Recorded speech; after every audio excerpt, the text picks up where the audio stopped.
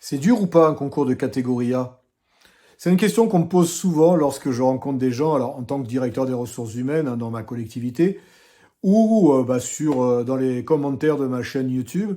J'ai souvent cette question. Les gens que je prépare aussi, que je coach, me posent souvent cette question.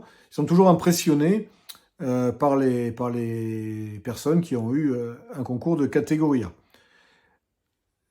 Alors, si c'est très bien d'avoir un concours de catégorie A, c'est pas non plus un prix Nobel, hein. On n'a pas non plus inventé des choses extraordinaires. Néanmoins, c'est un très beau résultat, hein, je ne vais pas vous dire le contraire, puisque j'ai eu mon concours de catégorie A il y a très longtemps maintenant. Mais c'est très bien, mais bon, c'est pas inatteignable, hein, soyons clairs. Aujourd'hui, en travaillant, bien évidemment, il est tout à fait envisageable d'avoir un concours de catégorie A. Et ça, même si vous êtes aujourd'hui en catégorie C ou en catégorie B, peu importe, il faut vous donner les ambitions euh, qui sont voilà, importantes, c'est une ambition importante, mais qui n'est pas inatteignable. Une fois encore, comme je dis souvent, j'en ai connu des plus bêtes qui l'ont eu. Hein, donc vraiment, ne désespérez pas, ne vous sous-estimez pas. Avoir un concours de catégorie A, je vais vous démontrer que ce n'est pas si compliqué. Avoir un concours de catégorie A, c'est à peu près la même chose qu'un concours de catégorie B. Très souvent, les épreuves sont similaires. Ce sont des choses qui se rapprochent. Hein. On parle de notes de synthèse, de rapports, de choses comme ça, mais c'est toujours un peu la même méthodologie qu'il convient d'avoir.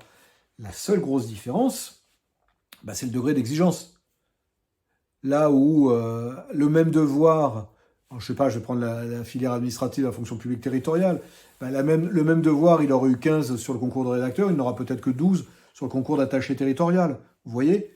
Et on aura peut-être parfois moins de temps pour le faire. Mais vous voyez, c'est la même chose. Donc c'est juste euh, d'avoir un degré d'exigence plus important, tout simplement. C'est un peu comme jouer au foot. Si vous jouez au foot ou que vous êtes en troisième division, vous jouez au foot comme en première division, sauf qu'il faut être meilleur, c'est tout. Mais c'est le même foot, c'est le même sport. Hein. Donc en travaillant davantage, en s'entraînant davantage, il n'y a aucune raison de ne pas y arriver. De la même manière, il faut avoir des connaissances plus pointues, effectivement. Si je vous demande la définition du service public sur un concours de catégorie B, j'aurai un degré d'exigence moins important que si je vous pose la question sur un concours de catégorie A. Si vous avez des mises en situation à faire sur un concours de catégorie B, on sera beaucoup plus exigeant, beaucoup moins exigeant sur le B que sur le A, mais les réponses seront les mêmes, mais il faudra peut-être être plus précis, plus méthodique. Voilà. Hein, peut-être que les questions fuseront davantage, plus vite. C'est ça la différence, vous voyez, mais globalement, c'est la même chose. Un excellent catégorie B peut devenir un bon catégorie A sans aucune difficulté. Par contre, si vous avez eu le catégorie B aura des pâquerettes, effectivement, ça sera compliqué d'avoir le A sans travailler. Hein. Au niveau de l'écrit, c'est pareil, il faut avoir un style de rédaction un petit peu plus précis, un vocabulaire un peu plus riche, des phrases peut-être mieux tournées, une analyse approfondie, mais c'est toujours le même principe, encore une fois. Ok Pareil, et oui, je regarde mes notes parce que je n'ai pas tout par cœur dans la tête. Une assurance à l'oral. Bien évidemment, si vous êtes en catégorie B et que vous arrivez à l'oral, que vous avez un peu de crainte, un peu de tremblement, etc., ça sera plus facilement toléré que si vous êtes catégorie A, que vous arrivez sur l'examen de l'oral d'administrateur ou d'attaché territorial, où là, il faut arriver en étant un peu sûr de soi. Mais c'est un peu la même chose que lorsqu'on passe un entretien d'embauche. Si vous passez un entretien d'embauche, je vais rester dans mon métier. Hein. Pour être directeur des ressources humaines, là, il va falloir arriver à l'entretien assez sûr de soi, tranquille, s'exprimer correctement, regarder les gens dans les yeux. Si vous arrivez à l'entretien d'embauche pour être gestionnaire de carrière, c'est pas la même chose. Bien évidemment, on acceptera que vous ayez la voix qui tremble, que vous ayez le regard fuyant, parce qu'on ne demande pas les mêmes qualités, on ne demande pas les mêmes choses. Vous voyez? Mais sinon, pour le catégorie A, vous voyez que c'est la même chose que le reste, sauf qu'il faut être meilleur, tout simplement. Meilleur, plus sûr de soi, plus méthodique. Il n'y a pas d'énorme différence. C'est juste un axe de progression normal. Alors, petit instant promo. Si vous voulez justement avoir cet axe de progression normal, il va falloir le plus souvent suivre une formation, suivre un accompagnement, un coaching, peu importe. Donc ça, vous allez le trouver dans la description de cette vidéo.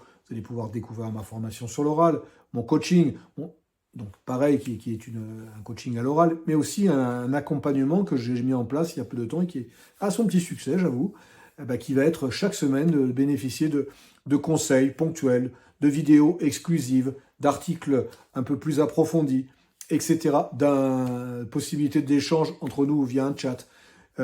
Et voilà, toutes les semaines, d'avoir des sources d'informations, des conseils qui vont vous permettre d'aller plus loin que ces simples vidéos qui sont déjà très très bien, je sais, mais on peut faire encore mieux, ne vous inquiétez pas. Donc vraiment, moi, c'est le conseil que je donne pour pouvoir justement donc, passer de « je suis bon » à « je suis excellent ». Il y a un moment où il faut se faire accompagner. C'est comme les grands sportifs. À un moment, quand on veut passer un cap, il va falloir peut-être avoir quelqu'un pour la diététique, quelqu'un pour le mental, quelqu'un pour le physique. Vous, c'est pareil, pour la préparation d'un concours, il y a un moment, il faut se faire aider, il faut se faire accompagner. Ça ne s'improvise pas. Je connais aucun numéro 1 mondial qui n'ait pas d'entraîneur. Je connais aucune équipe de foot championne du monde qui n'ait pas tout ce staff qui aide. Alors, on va pas partir dans les mêmes choses, dans les mêmes trucs, mais bon, vous voyez qu'il faut se faire aider, se faire accompagner, se faire conseiller.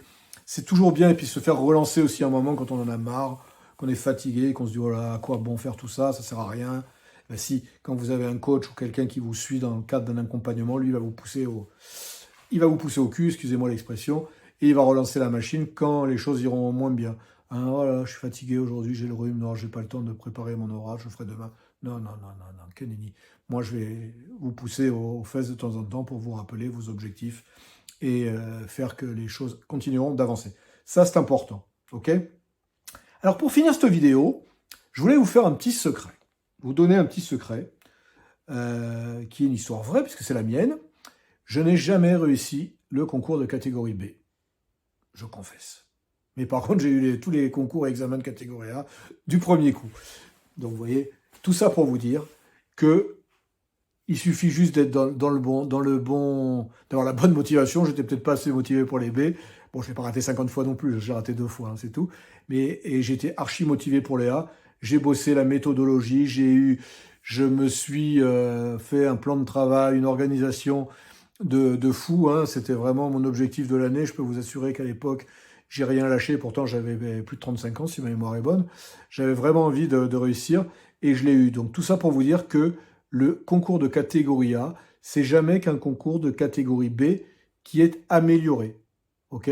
Donc un peu plus de précision à l'écrit, beaucoup plus de précision à l'écrit, être meilleur à l'oral, une expression plus assurée, une analyse plus approfondie pour les mises en situation, des connaissances plus précises, etc. Mais sinon, c'est le même truc.